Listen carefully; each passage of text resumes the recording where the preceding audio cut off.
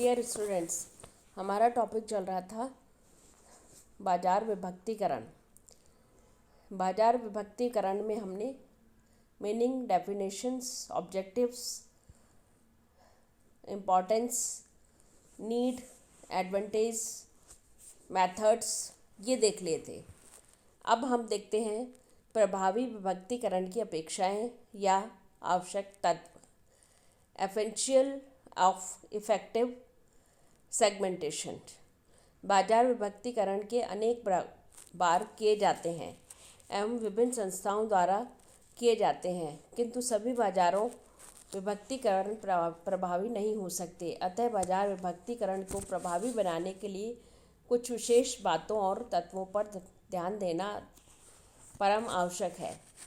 Philip Kotler और Stanton, इन लोगों ने काफ़ी स्टडी करने के बाद कुछ तत्वों को इन्होंने हमें बताया। उन एलिमेंट्स को हम देख लेते हैं। सबसे पहले इन्होंने कहा मेजरेबल यानी मापन योग्य। प्रभावी बाजार विभागीकरण के लिए यह आवश्यक है कि विभक्तीकरण का आसान या घटक मापन योग्य हो। फॉर एग्जाम्पल, आय, आयु आदि घटक को मापा जा सकता है, किंतु जीवन शैली को मापा नहीं जा सकता है। सेकंड, इन्होंने कहा पहचानने एवं विभेद योग्य यानी आइडेंटिफिकेशन एंड डिस्ट्रीब्यूटेशन योग्य होना चाहिए। बाजार विभक्तीकरण तभी प्रभावी होगा जबकि बाजार का प्रत्येक खंड पृथक रूप से पहचान योग्य, एक दूसरे से विभेद करने योग्य होगा। इस हेतु प्रत्येक बाजार खंड उसके ग्राहकों की सीमा तय होनी चाहिए। किसी बाजार खंड में क्या सम्मिलित है तथा क्या नहीं, इस बात का स्पष्ट जानकारी होनी चाहिए। इतना ही नहीं, यदि दो बाजार खंडों पर किसी खंड का समान प्रभाव हो तो विभक्तीकरण प्रभावी नहीं कहा जाएगा। किसी घटक का समान प्रभाव हो तो ये एक तरह से गलत बाजार विभक्तीकरण हो जाएगा। तो विज्ञापन का शिक्षित व अशिक्षित व्यक्ति का समान प्रभाव हो तो इसका विभाजन करना व्यर्थ होगा। इस प्रकार शादीशुदा और कुंवारे सभी व्यक्तियों के सभी प्रकार के परफ्यूम को खरीदते हैं, तो ऐसे ग्राहकों के बाजार का विभक्तीकरण व्यर्थ होगा।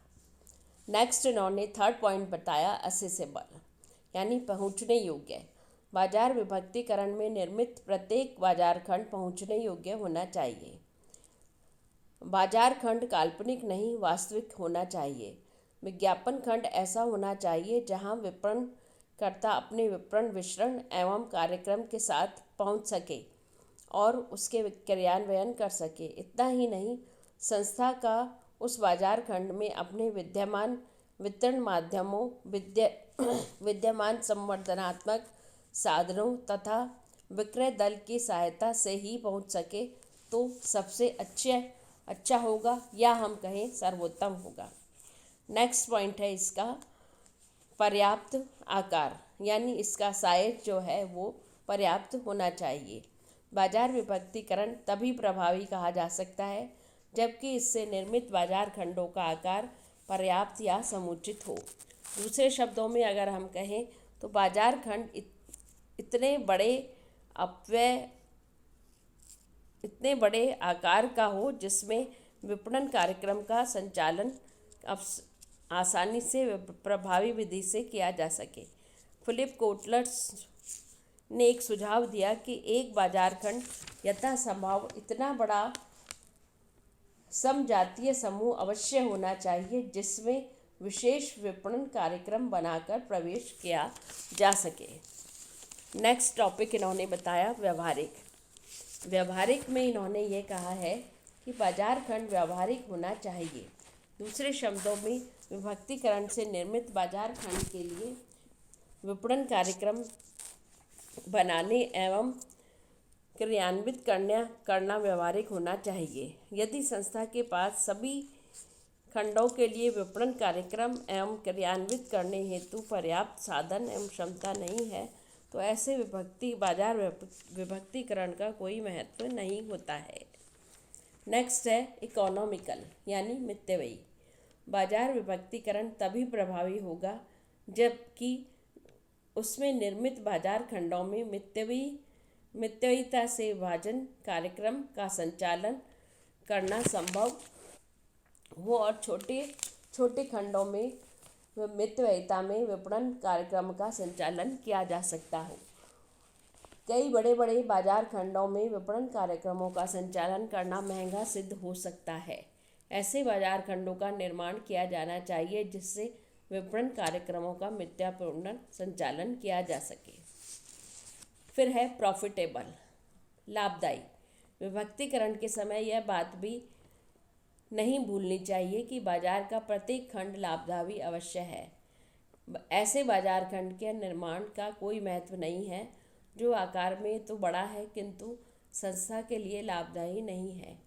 बाजार का कोई भी खंड आकार या प्रभावी तभी हो सकता है जबकि यह संस्था के लिए लाभदायी हो। नेक्स्ट है स्टेबल यानी स्थायी। बाजार विभक्तिकरण समय पर यह ध्यान भी रखना चाहिए कि प्रत्येक बाजार खंड स्थायी या लंबे समय तक अस्तित्व में हो सकता है। जो बाजार खंड कभी प्रकट होते हों या कभी लुप्त हो सकते हों उनका विभक्तिकरण व्यर्थ है। बाजार खंड ऐसे बनने चाहिए जो कम से कम तीव्र 3 से 5 वर्ष की अवधि तक अस्तित्व में रह सकते हो। एंड लास्ट ग्रोइंग यानी विकासशील। बाजार विभक्तिकरण करते समय यह भी ध्यान में रखना चाहिए कि बाजार खंड विकासशील बने। जिन बाजार खंडों में से विकास की संभावना नहीं हो वे अधिक लाभकारी एवं प्रभावकारी नहीं होते। तो बाजार का विभक्तिकरण करते समय हमें इन बातों का एक बार से पुनः विस्तार पूर्वक अध्ययन कर लेना चाहिए ताकि विभक्तिकरण को प्रभावी बनाया जा सके। अब हम देखते हैं लक्ष्य बाजार चयन की व्यूह रचनाएं या बाजार विभक्तिकरण की व्यूह रचनाएं। बाजार विभक्तिकरण का प्रमुख उद्देश्य बाजार का चयन करना है। प्रथम लक्षण जो बाजार के चयन हेतु निम्नांक हम जो पॉइंट्स देख रहे हैं विस्तृत व्यूह रचना को अपनाया जा सकता है, जिसमें हमने 3 इसमें पॉइंट्स देखे हैं। इसके लाभ और उद्देश्यों के अनुरूप ही हम उसको अपना सकते हैं। सबसे पहले विभेद विहीन या समूह विपणन व्यूह रचना। जब कोई विपणनकर्ता संपूर्ण बाजार के सभी ग्राहकों की एक समान या समजातीय मानकर विपणन कार्य संपन्न करने की योजना बनाता है तो विभेद विहीन विपणन व्यूह रचना कहते हैं। इसमें संपूर्ण बाजार को एक बाजार खंड का ध्यान मान लिया जाता है। यह व्यूह रचना संपूर्ण बाहर बाजार के कोई भेद या अंतर नहीं किया जाता है। विपणनकर्ता यहाँ पर ऐसे संपूर्ण बाजार खंड सभी ग्राहकों की विशेषताएं, आवश्यकताएं, रुचियां, पसंद नापसंद सभी को एक समान समझता है। विभेद विहीन विपणन व्यूह रचना की प्रमुख विशेषताएं या मान्यताएं क्या हैं? वो ये है कि विपणनकर्ता यह मानता है कि संपूर्ण बाजार में सभी ग्राहक एक समान अतः एक ही बाजार खंड है और दूसरे शब्दों में संपूर्ण बाजार केवल एक ही बाजार खंड माना जाता है। संपूर्ण बाजार सेकंड इन्होंने माना संपूर्ण बाजार विद्यमान सभी रुचियों या संभाव्य ग्राहकों की विशेषताएं, आवश्यकताएं, रुचियां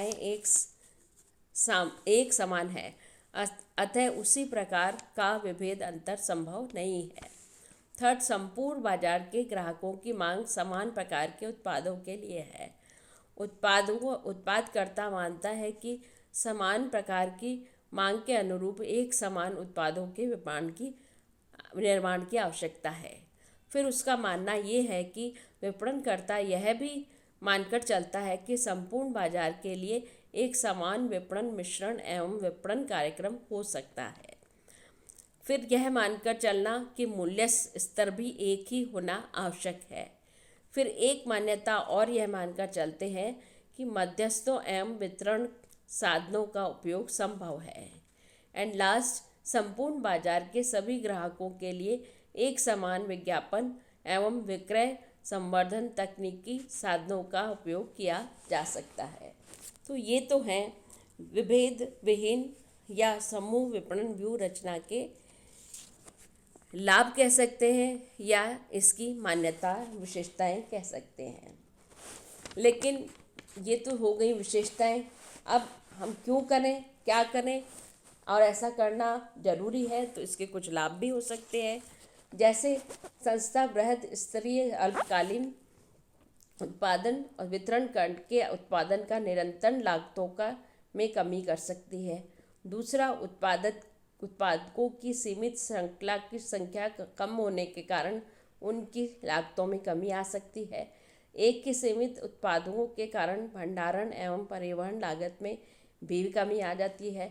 इस व्यूह रचना में समान उत्पाद के संवर्धनात्मक खर्चों में भी नियमितता लाई जा सकती है। बाजार विभक्तीकरण की आवश्यकता नहीं होती, अतः इसमें होने वाले व्यय बच जाते हैं। तो लाभ है तो दोष भी होंगे और सीमाएं भी होंगी। तो दोष यह है कि कोई भी संस्था आसानी से ऐसे उत्पादों का निर्माण नहीं कर पाती है जिससे सबकी आवश्यकता हो और सबकी आवश्यकताओं को समान प्रकार से संतुष्ट किया जा सके। इस व्यूह रचना को अपनाने से भीषण प्रतिस्पर्धा उत्पन्न हो सकती है। इस व्यूह रचना के अपनाने के बड़े बाजार खंडों में विपणनों में तो सभी बनाना चाहते हैं, किंतु छोटे बाजार खंडों में कोई भी संस्था पहुंचना नहीं चाहती, अतः छोटे बाजार खंड उपेक्षित रह जाते हैं। संपूर्ण बाजार प्रतिस्पर्धाएं बढ़ जाती हैं और संस्था के लाभों में कमी होने की आशंका बनी रहती है। यह व्यूह रचना उपभोक्ता अभिमुखी बाजार में अच्छे परिणाम नहीं दे पाती, क्योंकि यह एक उत्पाद एक समान होते हैं। इसकी यूटिलिटी जो है वो ये है कि यह संपूर्ण बाजार में अधिकांश ग्राहकों को एक ही समान की विशेषताएं, आवश्यकताओं आदि के हैं। जब संपूर्ण बाजार के ग्राहक किसी भी विपणन कार्यक्रम का समान प्रभाव होने की आशा हो, जब कोई संस्था कुछ आधारभूत आवश्यकताओं से संबंधित उत्पाद जैसे चीनी, नमक आदि विपणन करती हो, या विपणन व्यूह रचना कोई अल्प अवधि के लिए बनाई जा सकती हो। तो ये हमने देखी फर्स्ट। सेकंड इसमें आती है विभेदीकरण या विखंडीकृत विपणन व्यूह रचना। जब कोई संस्था संपूर्ण बाजार के कई बाजार खंडों का अपने लक्ष्य बाजारों के रूप में चयन करती है तथा प्रत्येक बाजार खंड के लिए पृथक प्रकार के उत्पाद मिश्रण और विपणन कार्यक्रम तैयार करती है, तो विभेदीकृत या विखंडीकरण विपणन व्यूह रचना इसे कहते हैं। फॉर एग्जाम्पल, मारुति उद्योग प्रत्येक प्रकार के ग्राहक के वर्ग के लिए कार बनाती है, वह किसी के लिए विभेदीकृत विपणन व्यूह रचना है। इसी प्रकार HMT टाइटन से भी विभेदीकरण विपणन व्यूह रचना अपनाकर सभी श्रेणियों के लिए पृथक प्रकार की घड़ियों का निर्माण कर अपना विज्ञापन कर सकती है। इसकी कुछ मान्यताएं हैं या विशेषताएं हैं, वो ये हैं कि इस व्यूह रचना की यह मान्यता है कि यह संपूर्ण बाजार में भिन्न भिन्न प्रकार के इन ग्राहकों को समजातीय समूहों में विभाजित करके संपूर्ण बाजार को इन अनेक बाजार खंडों में विभाजित किया जा सकता है। दूसरा, कोई भी संस्था इन बाजार खंडों में से कुछ भी बाजार खंडों का अपने लक्ष्य बाजारों के रूप में चयन कर सकती है। थर्ड, यह संस्था प्रत्येक लक्ष्य बाजार के ग्राहकों के पृथक उत्पाद मिश्रण तैयार करके प्रस्तुत कर सकती है। नेक्स्ट, ऐसी संस्था बाजार खंड के लिए अलग प्रकार के विपणन कार्यक्रम तैयार कर सकती है। नेक्स्ट, ऐसी संस्था समय समय पर उत्पाद मिश्रण एवं विपणन कार्यक्रम की परिवर्तन भी करती रहती है। लास्ट, ऐसी व्यूह रचना प्रत्येक इसका उद्देश्य प्रत्येक बाजार खंड में अधिकाधिक विक्रय करना और संस्था की ख्याति एवं छवि को बेहतर बनाना होता है। अब देखते हैं हम इस व्यूह रचना के लाभ क्या हैं। तो पहला लाभ तो यह है कि यह उपभोक्ता उन्मुखी व्यूह रचना है जो प्रत्येक वर्ग के ग्राहक की संतुष्टि पर बल देती है। यह प्रत्येक बाजार खंड के अनेक ग्राहकों को उत्पादों के प्रति आकर्षित कर सकती है। फलतः कुल विक्रय वृद्धि हो सकती है। अधिक विक्रय में संस्था कुल लाभों में वृद्धि कर सकती है। लक्ष्य बाजार में संस्था की ख्याति में वृद्धि और छवि में निखार बनाया जा सकता है। इसके लाभ हैं तो दोष भी होंगी और सीमाएं भी होंगी। वो है कि प्रत्येक बाजार खंड के लिए प्रत्येक पृथक उत्पाद मिश्रण एवं विपणन कार्यक्रम निर्धारित करने से विपणन लागतों में वृद्धि होती है। इसमें अनेक उत्पाद बनाने पड़ते हैं, इससे प्रत्येक उत्पाद का उत्पादन कम अपनाना पड़ता है। फलतः प्रति इकाई उत्पाद लागत बढ़ती है तथा दीर्घ स्तरीय उत्पाद की मितव्ययताएं प्रभाव प्राप्त नहीं हो पाती। विभिन्न बाजार खंडों में पहुंचने के लिए संवर्धनात्मक व्यय भी अधिक करने पड़ते हैं। इस व्यूह रचना को विपणन अनुसंधान पर भारी व्यय करना पड़ता है। इस व्यूह रचना को अपनाने पर अनेक उत्पादों को स्टॉक रखना पड़ता है, इसमें भारी निवेश करना पड़ता है और इसके अतिरिक्त उत्पादकों के परिवहन एवं भंडारण में भारी व्यय करना पड़ता है। अब इसकी यूटिलिटी क्या है या इसकी उपयोगिता क्या है? तो जब संस्था अनेक प्रकार के निर्धारण और विश्लेषण करती है तो वो कर सकती है। जब संस्था के उत्पादों की श्रृंखला की बहुत ही विस्तृत हो तो यह आसानी से इसको विस्तृत कर सकती है। जब संस्था उपभोक्ता अभिमुखी विपणन आवश्यकता में हो तो ये इसमें आस्था रख सकती है। थर्ड इसमें आता है संकेंद्रित विपणन व्यूह रचना। जब कोई संस्था कुछ एक या कुछ अच्छे समूह बाजारों में अपने विपणन प्रयासों को केंद्रित करते हैं तो उनमें अधिकाधिक विक्रय करने का लक्ष्य निर्धारित करती है, तो उसे सकेंद्रित विपणन व्यूह रचना कहते हैं। यह उल्लेखनीय है कि विभेद विहीन व्यूह रचना संपूर्ण बाजार का एक ही बाजार खंड मानकर विपणन प्रयास किए जाते हैं, जबकि विभेदात्मक विपणन व्यूह रचना में संपूर्ण बाजार में कई बाजार खंडों को लक्ष्य बाजार मानकर निरंतर प्रयास किए जाते हैं, किंतु इस व्यूह रचना में केवल एक या कुछ बाजार खंडों को लक्ष्य मानकर विपणन प्रयास किए जाते हैं, जिसके कारण व्यूह रचना में संसाधनों एवं प्रयासों को बाजार में कई बाजार खंडों से फैलाने की बजाय इन्हें कुछ ही बाजार खंडों में लगा दिया जाता है। कई संस्थाएं व्यूह रचनाओं को अपनाती हैं। For example Johnson and Johnson, जो न केवल बच्चों के उत्पादों का, लैक्मे ने केवल महिला के उत्पादों के विपणन पर ही ध्यान केंद्रित किया है, वह भी समृद्ध वर्ग के ग्राहकों के लिए। अब इसके लाभ क्या हैं? तो लाभों में अगर हम देखें तो सबसे पहले लाभ यह है कि यह संस्था का एक या कुछ बाजार खंडों का लक्ष्य बनाती है और यह उन खंडों के ग्राहकों की विशेषताओं, आवश्यकताओं, रुचियों, पसंद नापसंद को भली प्रकार समझ सकती है, जिससे संस्था को आसानी से उस बाजार खंड की पूर्णता छा सकती है और अपनी स्थिति को सुदृढ़ बना सकती है। संस्था अपनी उत्पादों को ग्राहकों को अपेक्षाओं के अनुसार ढालकर अपनी प्रतिस्पर्धी स्थिति को अधिक सुदृढ़ बना सकती है। थर्ड, अधिक से अधिक उत्पादक की उपलब्धि से ग्राहकों से संतुष्टि उत्पन्न होने लगती है। फलतः संस्था में उत्पादों की ख्याति में निरंतर वृद्धि होती रहती है। इसमें व्यूह रचना को अपनाने में कम संसाधनों की आवश्यकता पड़ती है।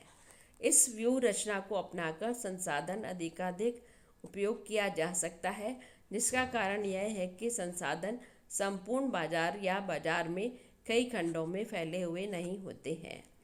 यह व्यूह रचना संस्था की प्रशासकीय विपणन व्ययितव्यता में ला सकती है।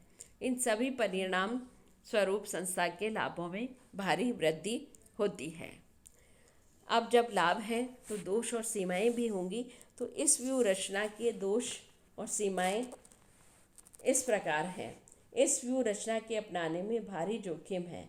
इसका कारण यह है कि इनमें एक या कुछ बाजार खंडों में विपणन किया जाता है। यदि इनके चयन में भूल या गलती हो गई हो तो संपूर्ण संस्था ही असफल हो सकती है। इस व्यूह रचना की कई छोटी बड़ी संस्थाएं आसानी से अपनाए सकती हैं। ऐसा होने पर संस्था को भारी प्रतिस्पर्धा का सामना करना पड़ सकता है। लक्ष्य बाजार खंड की आवश्यकता विशेषताओं में अचानक तीव्र गति से परिवर्तन होने की दशा में भारी क्षति हो सकती है। तो ये हमने देखा कि ये इसके कुछ दोष और सीमाएं हैं। अब इसकी यूटिलिटी क्या है, क्यों इसको हमको लेना चाहिए? तो जब संस्था के पास सीमित संसाधन हो, जब संस्था के किसी विशेष बाजार खंड के ग्राहकों को भली प्रकार समझना हो या समझने की क्षमता रखता हो, तो हमें इन तीनों व्यूह रचनाओं को लागू कर लेना चाहिए।